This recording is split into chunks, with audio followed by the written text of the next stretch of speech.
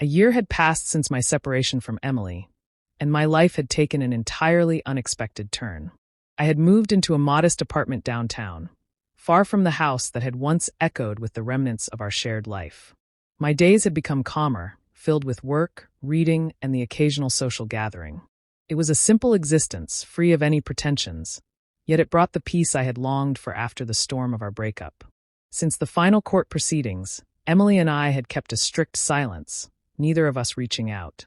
The wounds from our separation were still fresh, and I convinced myself that the distance was for the best. I doubted my ability to face her without the resurfacing of anger and resentment.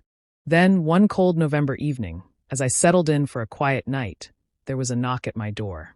I wasn't expecting anyone, so I was completely taken aback when I opened it to find Emily standing there. She looked hesitant, her posture uncertain, and her eyes held a mix of resolve and nervousness. "James," she spoke gently at first, her voice wavering a little. "Emily, what are you doing here?"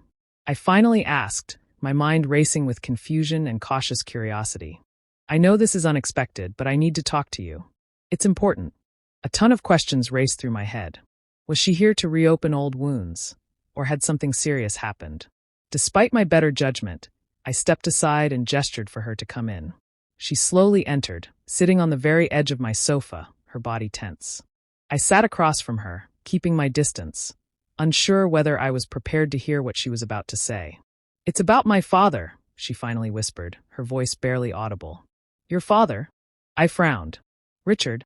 She nodded. "Richard has been a continual source of friction in our relationship since the beginning.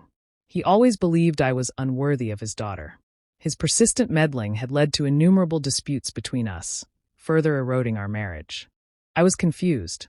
"He's seriously unwell," she continued. "Why would he want to see me?" I asked, perplexed. Her eyes welled with unshed tears as she added, "The doctor says he doesn't have much time left. He wants to apologize, James. He feels accountable for what happened between us." She hesitated, taking a deep breath before finishing her words. They hit me like a punch to the gut. After doing everything he could to drive a wedge between us, Richard now wanted to reconcile. Part of me wanted to laugh at the irony, but another part of me felt anger rise to the surface. I looked at Emily. I wasn't sure how to respond. After a lengthy pause, I said, "This feels complicated. I know it's a lot to ask," she spoke rapidly, pleading, "but it would mean a lot to both him and me." After what seemed like an eternity, I nodded slowly. "All right," I said. Despite everything that had happened, the hurt, the betrayal, I still cared about her. 2 days later, I found myself standing outside Richard's hospital room, bracing myself for the unexpected encounter ahead. My heart raced as Emily stood beside me, her expression unreadable.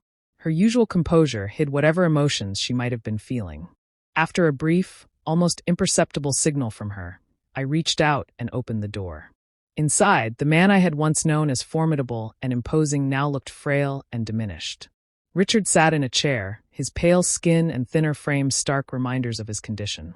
When he saw me, his eyes sparkled with emotion, his face lit up with a faint but genuine smile, despite the obvious effort it took to stay awake. "James," he replied in a firm, rugged voice with a sincerity that surprised me. "Thank you for coming." I nodded, still unsure of what to say. He drew a shallow breath before continuing.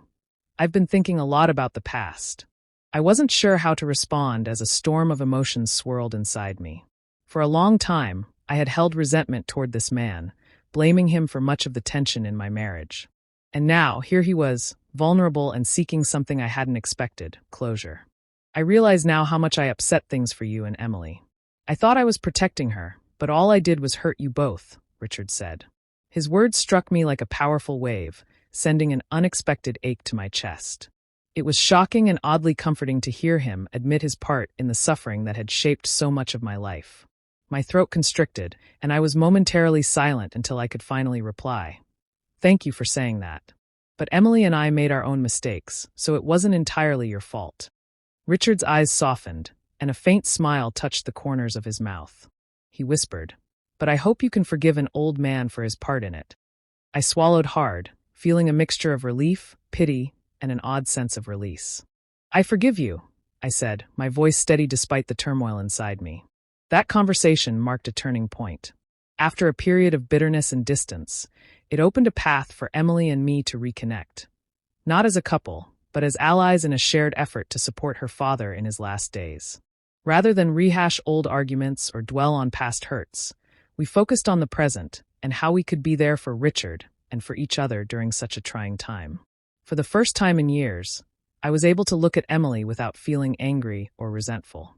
Instead, there was a sense of peace and recognition of the good times we had shared and the growth that had emerged from our struggles. Richard passed away a few weeks later. Emily and I stood side by side at his funeral, united not by love, but by a quiet, mutual respect. In the days that followed, we found ourselves talking, not about the mistakes we had made, but about the memories we had shared, the lessons we had learned, and the people we had become. We didn't reunite, but that chapter of our lives had come to an end. Months later, I received an unexpected letter in the mail from Richard's attorney. Inside, it said he had left me a small bequest. The letter included a handwritten note and the money. "James, I appreciate your forgiveness. Use this to start something new. You deserve it. Richard." As I read the note, I felt a sense of closure I hadn't realized I needed. Simple, yet profound, Richard's words were a final act of generosity and affirmation.